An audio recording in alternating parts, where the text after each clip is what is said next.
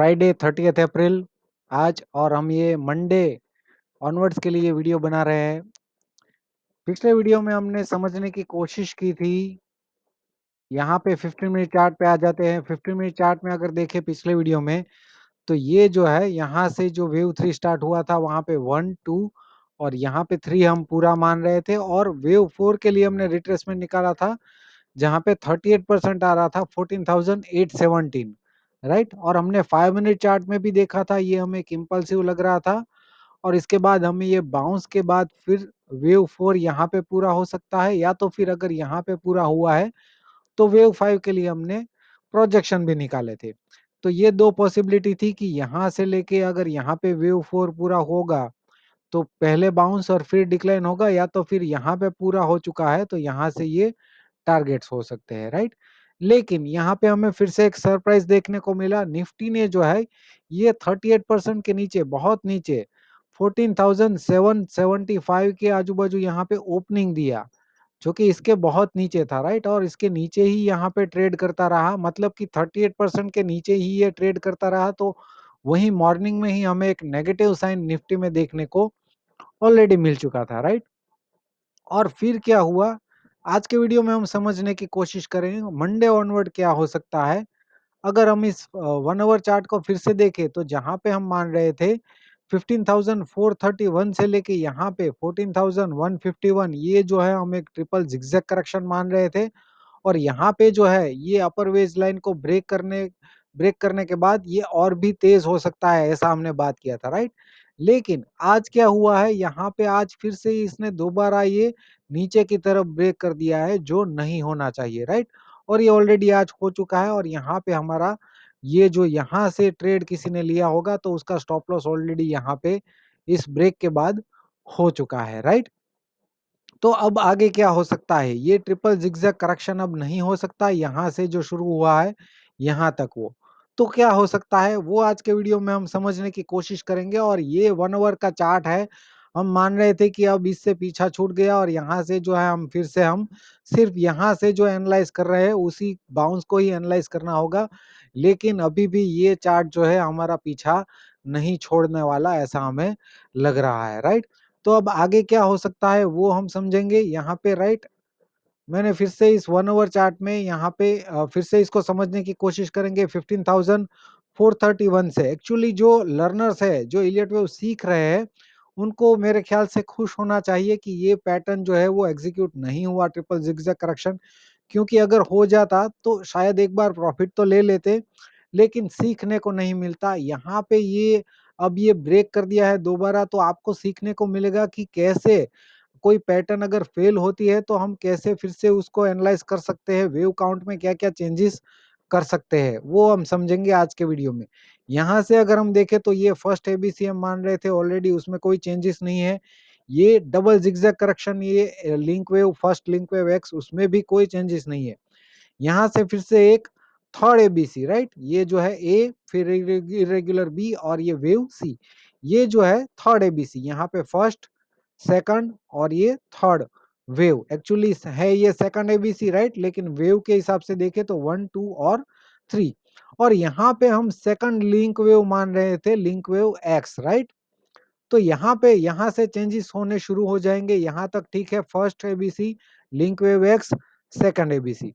अब यहाँ से अगर देखें तो ये जो है एक एबीसी, फिर यहाँ पे फिर से एक एबीसी जिसने इसको ब्रेक कर दिया है, राइट, मतलब कि इरेगुलर। और यहाँ से फिर से एक इम्पल्सिव बाउंस जिसने इसको भी ब्रेक कर दिया है। तो ये जो है पूरा, ये ए, ये बी, और ये जो है वेव सी, तो ये जो है पूरा ये एक सेकंड लिंक वेव एक्स जो हम यहाँ पे मान रहे थे अर्लियर, वो हो सकता है कि यहाँ पे पूरा हुआ है, और यहाँ से फिर से जो है एक फाइनल फिफ्थ एबीसी इसके नीचे और इस वेज लाइन के, लोअर वेज लाइन के ऊपर पूरा हो सकता है, और वहां से फिर से जो है निफ्टी बाउंस दे सकता है। ये एक इनिशियल एनालिसिस है, जिसे हम बोल सकते हैं कि ये जो है ट्रिपल जिगजैग करेक्शन अभी भी चल रहा है, और सेकंड लिंक वेव एक्स यहाँ पे नहीं बल्कि यहाँ पे पूरा हुआ है, और फिफ्थ एबीसी, फाइनल एबीसी अभी भी पेंडिंग है, जो इसके नीचे और इस वेज लाइन के ऊपर पूरा हो सकता है।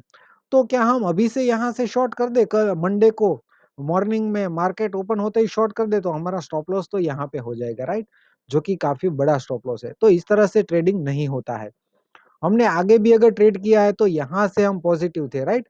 जब यहाँ पे ये इम्पल्सिव हमारे हमको आइडेंटिफाई हुआ, फिर ये करेक्शन के बाद हम यहाँ पे पॉजिटिव थे, तो दूसरे दिन जब गैप अप ओपनिंग हुआ तो यहाँ पे शायद हम ट्रेड ले सकते हैं। तो हमारा स्टॉप लॉस यहाँ पे था, लेकिन वहां पे टारगेट हमारा बड़ा था, राइट। तो वो रिस्क रिवॉर्ड रेशियो के हिसाब से अच्छा ट्रेड था।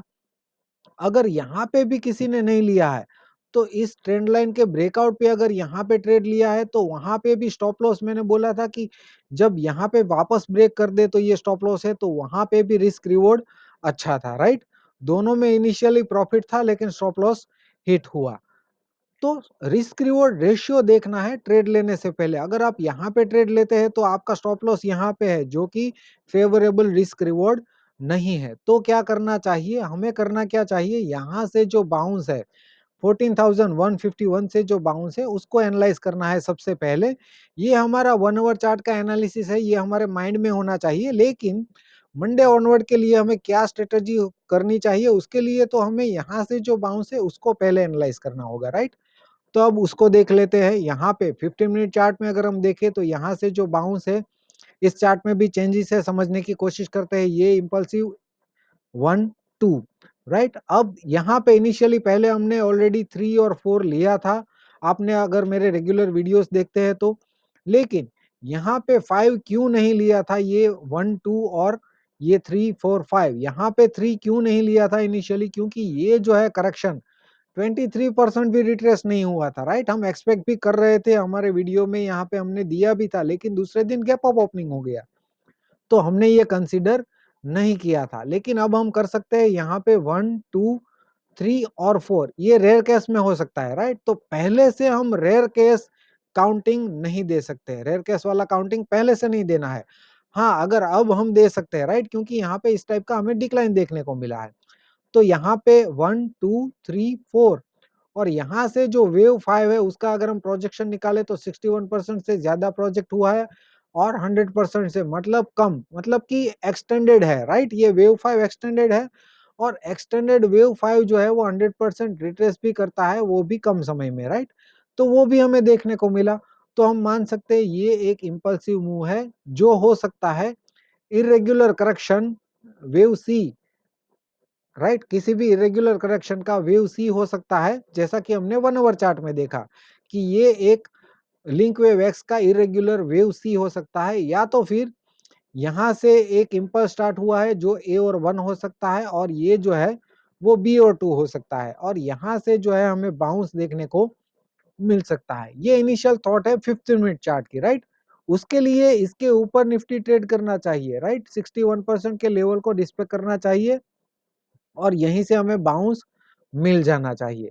अदरवाइज ये जो है इम्पल्सिव इरेग्युलर करेक्शन का सी है, तो हमें कंटिन्यूअसली डिक्लाइन देखने को मिल सकता है as a fifth wave of triple zigzag correction, जैसा कि हमने 1 आवर चार्ट में डिस्कस किया था, राइट।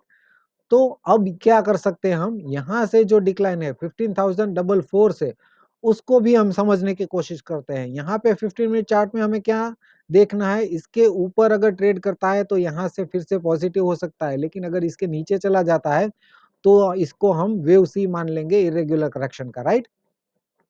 अब क्या करते हैं, यहाँ से जो डिक्लाइन है उसको समझने की कोशिश करते हैं।